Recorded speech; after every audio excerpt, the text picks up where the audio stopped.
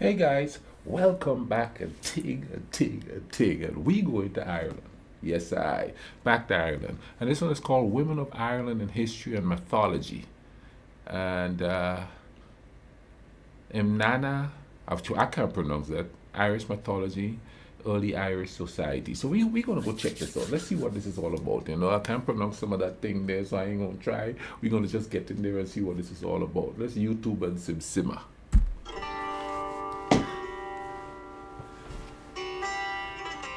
Right, I'm excited for this one. The Lower Gaval in hÉireann, the book of the takings of Ireland, tells of an early group of people who were said to have migrated here, called the Paronians. Having settled here, one day their leader Partalon decided to go out and survey the countryside, leaving his wife Delgnat at home. While he was away, his wife slept with one of their kin servants called Topa. To add insult to this injury, Delgnat and Topa drank from Partholon's cup using a special golden straw. Upon his return, tired and thirsty, Partholon sits at his table and calls for his cup. As soon as the straw touches his lips, he learns of the betrayal that had taken place.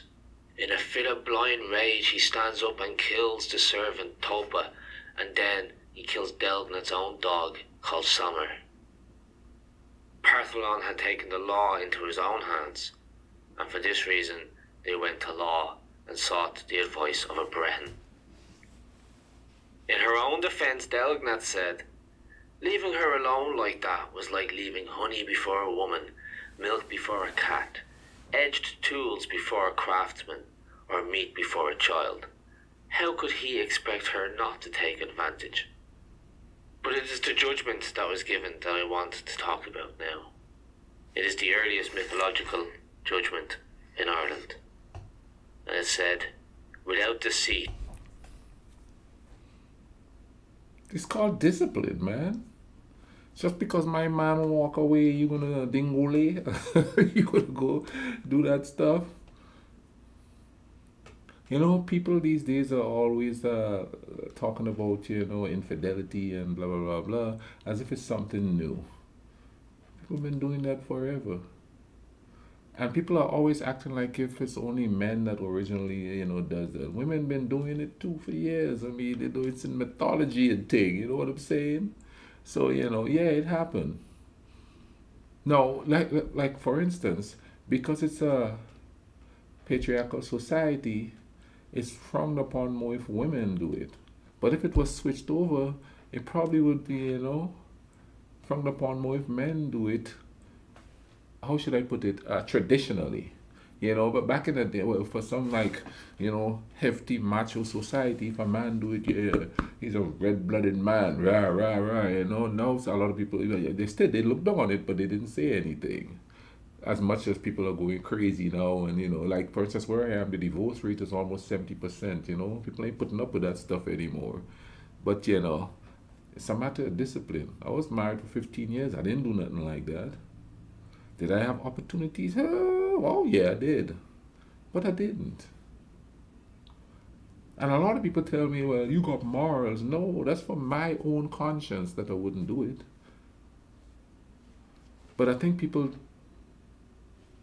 don't do it, and the congratulations for not doing it is like you're a good person because you couldn't hurt the other person. But first and foremost, you have to not do it for your own conscience, for not being psychologically detrimental to the next person.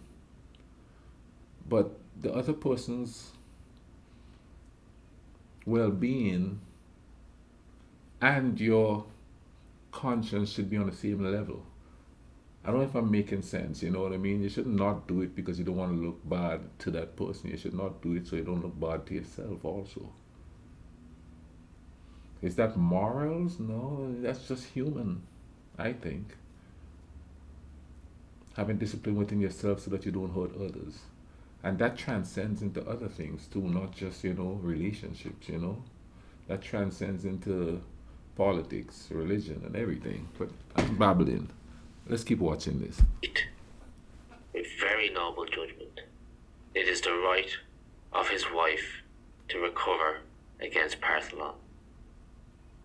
As restitution for this crime, Delgnat decided to name the very island where they had lived after her dog that had been slain by Partholon, and to this day it is still known as Inis Shemer. Now, though this appears in the mythological accounts, these sorts of stories were what Brehons and the equivalent of lawyers would have used in their arguments, in their cases. These were like the precedents that were set in earlier times.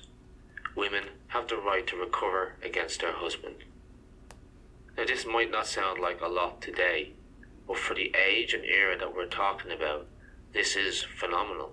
This is beyond anything else that we can see from contemporary legal systems. And while the early Irish system was a lot more progressive and had a much better attitude to women than any comparative system at the time, it would be a disservice to history to say that women had equal rights to men in early Ireland. There were distinct differences between the rights and the life and duties of a man and that of a woman. But to give you an idea of the status of women, just consider this line from the Crick Avlach, a manuscript on Brehon law. To his wife belongs the right to be consulted on every subject. So we can see straight away that at least in marriage, it was very much a partnership. The wife was not the property of the husband. She had a right to be consulted on every subject that affected the household.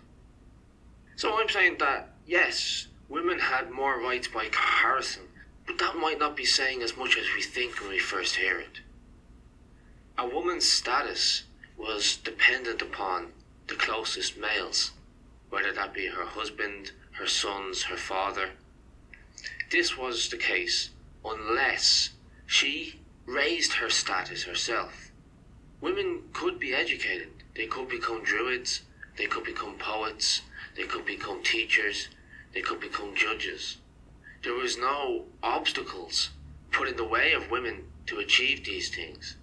Now, I imagine there wasn't much extra assistance given either, but there was no obstacles. And if a woman attained a high status through the merits of her labour, of her skill, of her ability to assist her community in a way that other people couldn't, then she would raise her own status up and she would stand on her own standing, not that of her husband. So in a sense, having her honour prize based on the status of the closest male was really a way to bolster her standing, that she kind of was dependent or reliant upon them and that they were supporting her standing in the community with their own. And we can see the differences sort of serve as a social support mechanism, but there's an element of equality that runs throughout this, very much dependent upon the circumstances of every case. Now, while the wife had the right to be consulted on every subject, and she could veto contracts made by the husband when she wasn't consulted on them, her own contracts were invalid unless they had the consent of her husband, her sons, or her kin, her grandfather, and the people upon whom her honour prize is resting. She couldn't go into contract without their consent, because if she happened to breach the contract, their honour prize would be affected. In addition to this, women could only give a sworn testimony in limited circumstances. Professor Fergus Kelly, writing in Early Irish Law, lists retinence, virtue and industry, and a steady tongue, a steady virtue, a steady housewifery as good womanly qualities that he translated from the old triads, these groups of maxims that are always given in threes. So as you can see, the attitudes towards women in early Ireland is not black and white. And we can see that in many ways the attitude to women was much better and much higher than contemporary systems and maybe even some systems today. But there are other places still that people might feel would be inappropriate or less equal if they were applied today. What I'm asking you to do is appreciate the context and the times of when all of this was happening. And the best way to do this is to appreciate what the rights of women were like in other countries at that time. Okay. And really, there is no comparison. So in this sense, women had much greater rights and a much better standing in early Ireland. There was a distinction between the status of men and women in normal household and social life. The status of the wife was generally dependent upon that of her husbands. But women were not excluded from working, and they could be found of high rank within all the professions.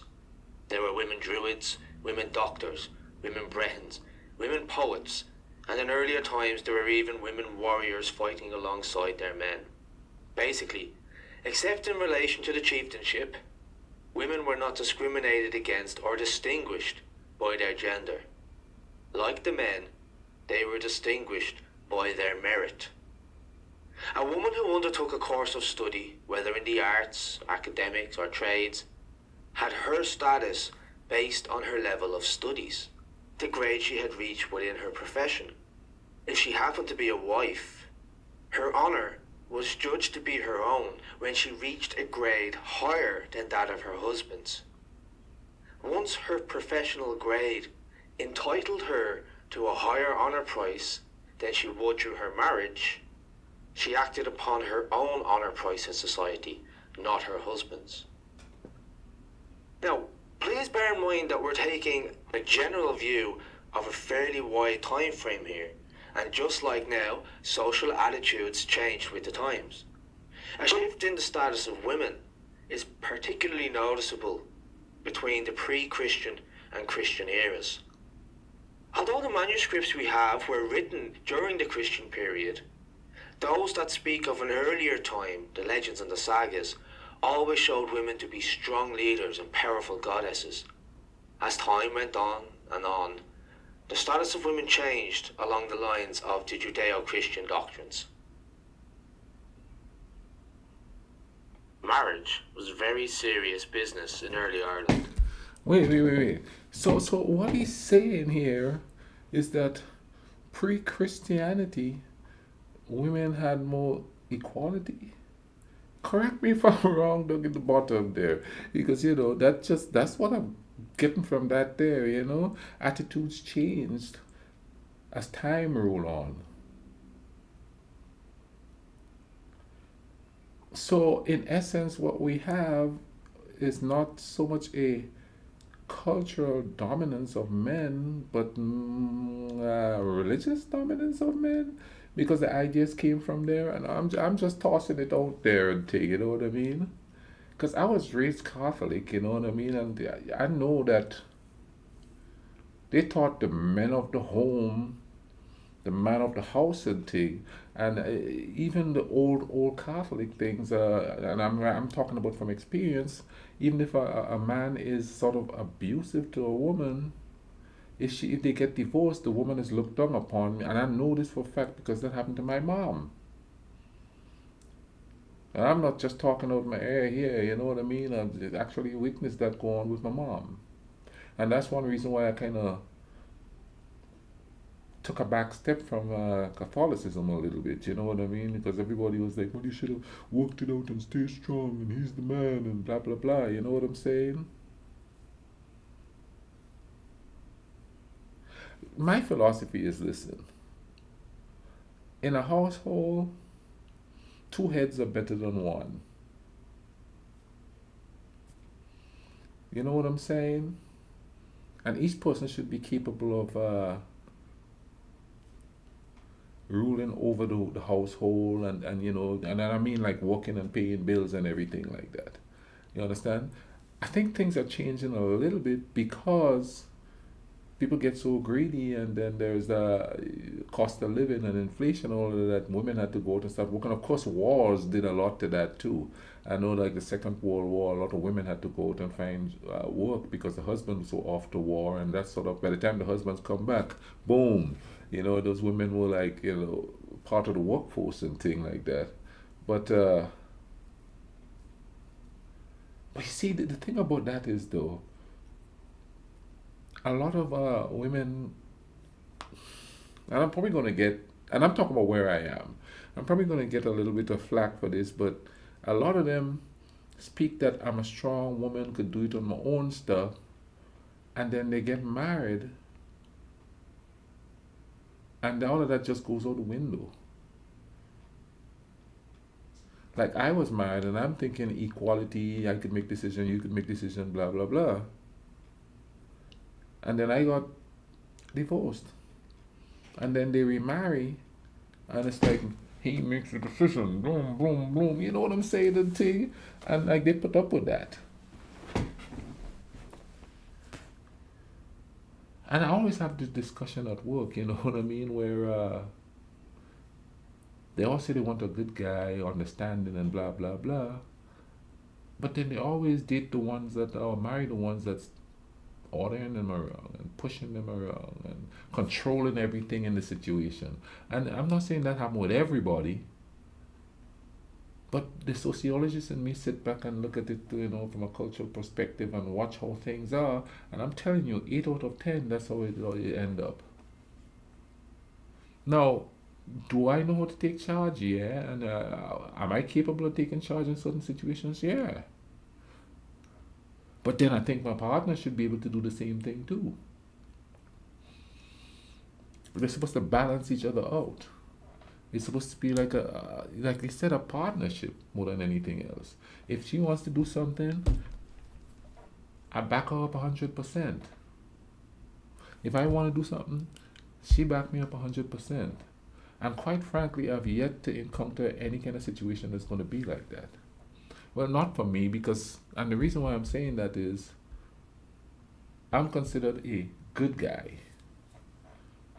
No, they want that rebel without a cause vibe. Yeah, where I come from, when we had like the revolutionaries, well, you know, the sought after type dudes, the person who think about making the society better. And, you know, I'm babbling off a little bit here and thing. I'm just saying the fallout to all of this is a confusion of traditional and modern. And what people see as strong and what is not strong. In a society where everybody wants to be an alpha, big, strong man, I think that the good guy with the logical thinking is left on the wayside. But you see, that don't really mean anything though. Because check this out. You got all these alpha males, these like American football players, boom, boom, boom. They're supposed to be the alpha male. Me, on the other hand, I'm the nice guy. However, perfect example of what does that mean? Does that really mean anything? Okay, football players, when I was at the college, me and my buddy used to watch a basketball gym where all the football players came to play. And these are the, oh yeah, you know, the bad boys, alpha males, rah, rah, rah. Those guys were calling me, yes sir, no sir. And I'm supposed to be the nice guy, weak guy, you know what I mean? But but the only people that they push around was the women.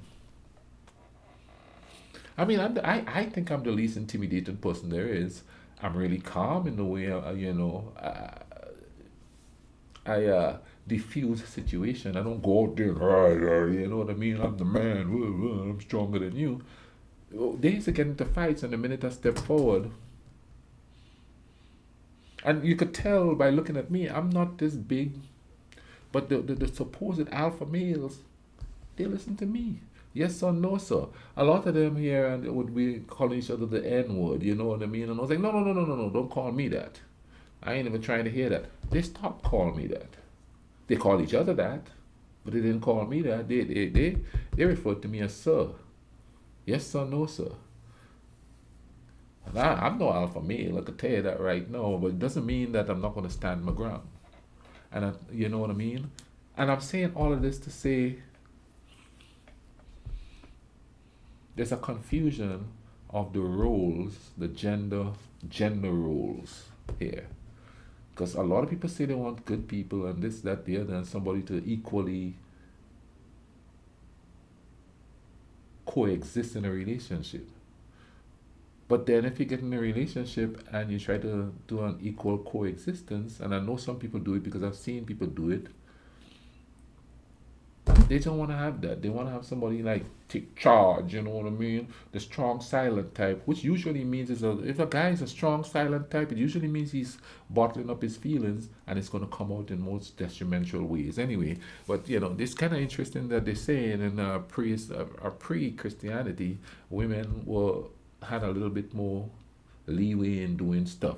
And that's what I got from this year. And hence, so then those were guys, generally speaking, and I'm generalizing, like he said, he's generalizing, that believe that women should be an integral part in the partnership, and the gender roles thing didn't really come into play. If the woman want to do something, we back the woman. If he want to do something, she back them. And it seems like how far they go is dictated by how much what's the word I'm looking for? How much back-ends they get, for lack of a better term. Let's get back to this here. I'm babbling too long here. But this one really interested me, where how they say about the gender. I'm using a modern term, the gender rules were back then. Let's keep going here. We know a lot about it from a legal manuscript called Cain Lánovna, which outlines the laws surrounding sexual unions. It appears from the laws that such customs came about as a means for ensuring children were looked after. In Ireland, there was no illegitimacy wherever paternity was certain, and it is for this reason that a woman's testimony during childbirth as to the paternity of the child was given a very high regard by the laws. But the attitudes to marriage were very different from our modern conceptions of monogamy till death us do part. What?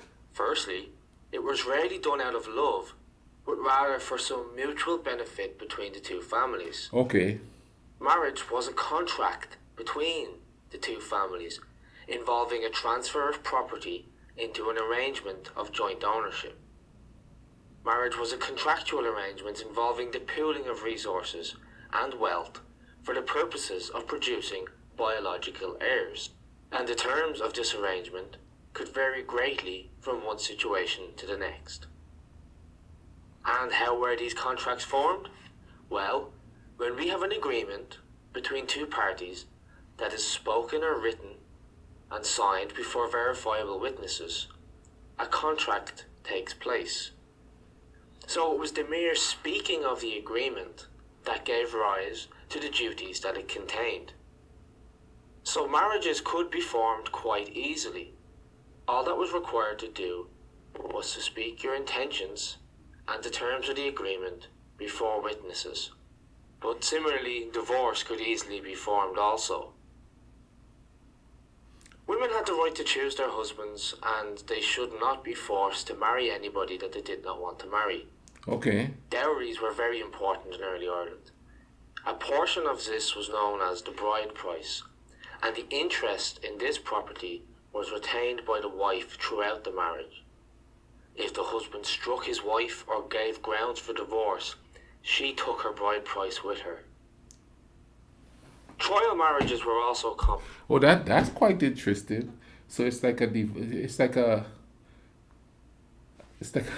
backwards prenup. Hey, this is going to be hers. You hit her, she gets half of that.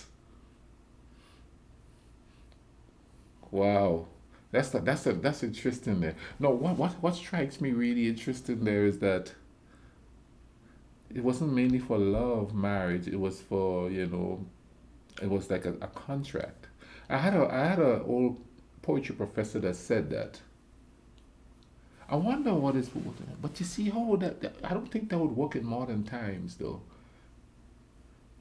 So I want to have to look into this. So because at what point did the whole love and emotions and stuff got into it?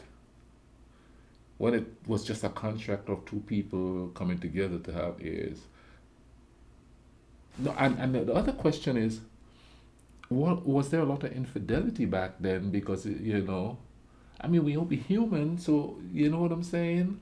If we're not attracted to somebody, unless that's a modern concept, but then again, oh, this is crazy. All right, so men as we know it now,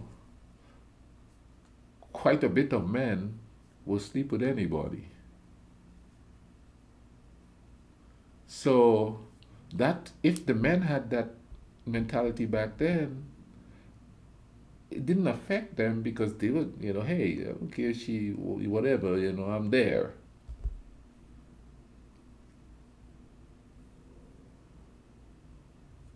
Wow, that's something for some deep comment down below. Tell me what you all think about this. And but in these modern times, I'm a big romantic. I'm sorry, that's just the way I am. If I have no emotion with somebody, I'm just not interested in them. That's just the way it is. You know what I mean? No, if it was a contract, and since they have the opportunity to choose whether or not they want to, I would still choose somebody that would be compatible to the way I think. As it is now, though, it's a hit and miss. Because as a comedian once said that people come to you, but they come as their representative. Back then it's a contract, so what you're getting is what you're getting. But here people could be smooth and suave and bamboozle people, and you would think that they love you, but they don't love you. But it wasn't done for love back then. It was a contract, so you know what you're getting. There's probably not any surprises unless she try to kill you or he tried to kill her. And I know that's not funny. That would be. I go, wait a minute now. I didn't see that coming. Okay, you would never see that coming. But the what I'm saying. But that's really interesting there. You know what I mean? That's like a reverse prenup that they had there. That's crazy. Common, otherwise known as hand fasting.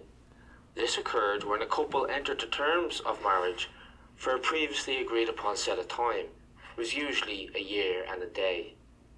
At the end of this period, That's like an two people engagement. could walk away from the arrangement without consequences, or they could decide to make the arrangement more solid and lasting. Okay. There are various So then they give them the opportunity to fall in love. Then a trial marriage, they give them the opportunity to fall in love. Man, that's because anybody. Then we wouldn't have the bad boy, nice guy syndrome type thing that we have here, because then everybody would be contractual, and you could, and then if it doesn't work, it doesn't work. You move on. No emotions involved. But then again, emotions could involve, because if you have the trial period for a year and a half, people could actually probably fall in love and decide, hey, this is a person that I could chill with. You know what I mean? Interesting. forms or types of marriage, which we will look at now in a moment. But it's important to point out that men and women could each have multiple wives and husbands. They didn't practice monogamy in Ireland, they practiced polygamy. But there would generally be a chief wife or husband, and the others would be secondary, taking on the role more of a concubine than what we might think of when we hear the word wife. The chief wife had more rights than the concubines, and the law said they could attack a new wife for 3 days after the new marriage. While the chief wife had a direct right to some of her husband's estate, the rights of the concubine were decided according to the type of contract agreed upon at the time of marriage. All children of legitimate marriages were legitimate heirs, and as I said, this was because the purpose of marriage was to produce heirs. While divorce was a serious matter not to be entered into lightly. Now, I'll be honest with you. There's no way I want more than one wife. I barely want to live with myself, much less. Oh my goodness, that's just too much there for me, boy. That's just too many different heads in the pot. But I know a lot of guys would love to have that though. I know some guys, they got like 6 different baby mamas. That's what they call them. 6 different women with children and things like that. And I guarantee you, those guys would love to have all those women living in the house with them and all the children in there, and they could just pick which one they go with at night. You know what I mean? I know some guys would like to do that. But I don't think it's because of my upbringing or my religious upbringing and stuff like that. I just think that's just too much, man. That's just too much. And I'm not even talking about the physical end of it. I'm just talking about the mental part of the whole thing, dealing with all those people. I guess it would work then because it was the norm. Now, the one wife per person thing probably come post Christianity also, because we're talking about pre Christianity here, you know. Wow. I'm just sitting here thinking about what if I had five wives? I don't know. I couldn't do that. I'm sorry. That's just not. I just couldn't. That's just too much thing there going on. But then again, let's be honest here. I'm looking at it from modern times, because I don't think there's going to be any women that's going to be just, well, there is, but you know, generally speaking, any women that's going to say, okay, you could have seven different wives, and they'll be cool with that. And I guess that's because of the cultural seasoning. You know what I mean? The very existence of divorce in early Ireland and the social attitudes towards both men and women's rights in marriage, as reflected in the Brehon laws, reveals a progressive and significantly pragmatic society. Because divorce was such serious business, the Brehon laws allowed for temporary separations, or cooling off periods. But attitudes to divorce dramatically shifted with the coming of Christianity. The edicts of the Vatican became the norm, and divorce would eventually become illegal in Ireland. And this would remain the case until as recent as 1995, when the Irish electorate voted to insert the 15th Amendment to the Constitution of Ireland, making divorce legal. In early times, as it does now, divorce meant the final termination of the terms agreed to in the marriage contract. And, just like the marriage, there were important economic implications involved for all interested parties. There is the serious matter of the substantial financial and household investments of each of the wider family units to be addressed. Although grounds for divorce should be established, blame was not attributed and penalties were not imposed by the law, which was much more concerned with the correct division of the household wealth. They were concerned with who gets the cattle, who got the goods, who got the wooden hut by the bog, and where the children going to be looked after. So basically, not a million miles away from today. The marriage contract was dissolved based on the terms of the original contract, and this took account of the status of the marriage, or the degree of coupling, as discussed in the legal manuscript Cain Lánamha, but also the shares contributed in additional wealth by each of the parties, and, importantly, the contribution in household work known as argnon. If the husband gave grounds for divorce by striking his wife and leaving a mark, she recovered her original bride price and kept this apart from the divisions of the final household wealth.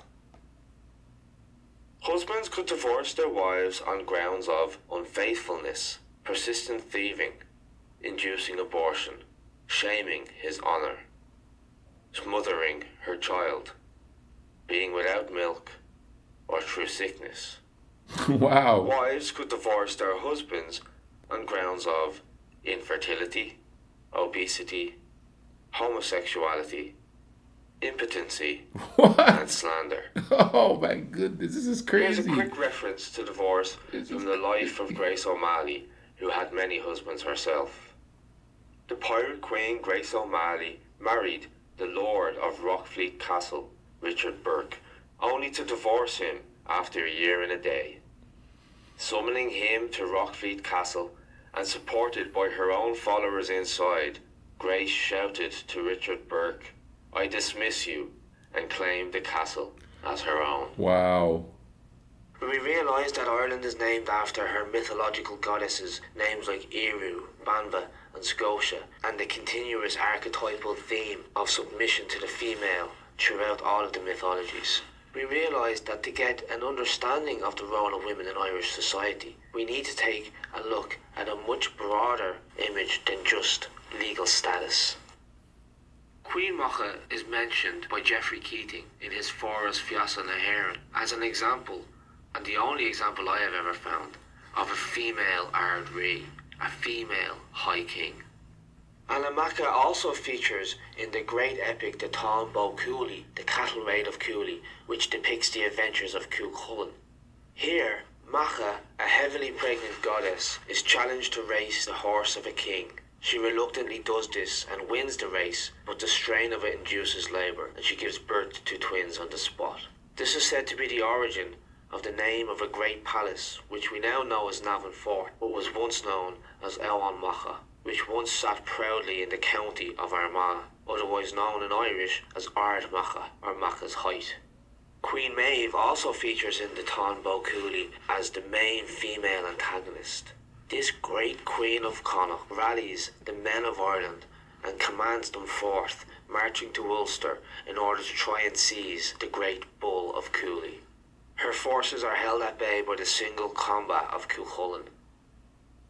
We also have an interesting, strong female personage in the character of Bridget. In pagan times, Bridget was a powerful triple goddess figure, made up of three sisters of the same name. She was celebrated during the pagan festival of Imbolc, which fell at the beginning of February. Her characteristics were manifold, but she is particularly connected to poetry, healing of the sick, and smithcraft. Later, a woman named Bridget would be converted to the new Christian faith, and she would go on to leave a lasting mark on the island as a woman of great power and faith. Her temple at Kildare, meaning Church of the Oak, was famous for its perpetual flame that was kept burning by a set of elite nuns selected for the task. Geraldus Cambrensis, a famous Welsh historian, wrote that the flame burned behind a hedgerow beyond which no men were permitted to pass. The festival of Imbolc that was once dedicated to the goddess Bridget would later be dedicated to this Christian Saint Bridget, and even now, on the 1st of February every year, Saint Bridget's Day is celebrated in Ireland. These two figures, one a goddess, the other a much-loved saint with folklore and legends of her own, were gradually merged into the same Bridget figure during the Middle Ages, and it is clear that many of the pagan deities' attributes were then ascribed to the saint. Wow. So, in Bridget at least, we have a powerful female hero that bridges a gap between myth and history, and though she remains a mystery to us, her prestige and power cannot be denied. We have Grania Whale, Grace O'Malley, the Pirate Queen. As a woman, she had as much wealth and as much power as any other chieftain along the western coast, but she could not be recognised officially as chieftain under Irish law. Now, whether this came from prejudice or whether this came from the fact that the rights of kingship, the rights of being elected to chieftain, were symbolic, and this symbolism required the chieftain to be a man.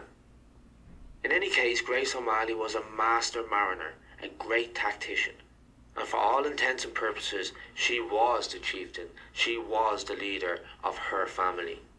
She is said to have famously sailed to England and demanded an audience with Queen Elizabeth I in 1593.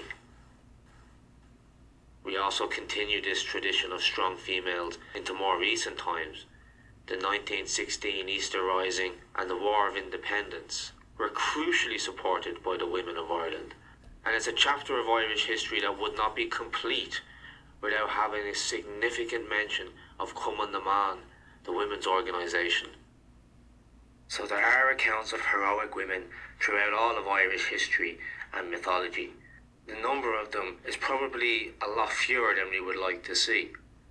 Whatever the case, when we take a whole picture of women in early Irish society, taking account of the legal status, their role in mythology and throughout history, we see a very complex and dynamic and important figure. So important that the story of Ireland is not complete without giving a due and proper mention to the Manana hÉireann, the women of Ireland.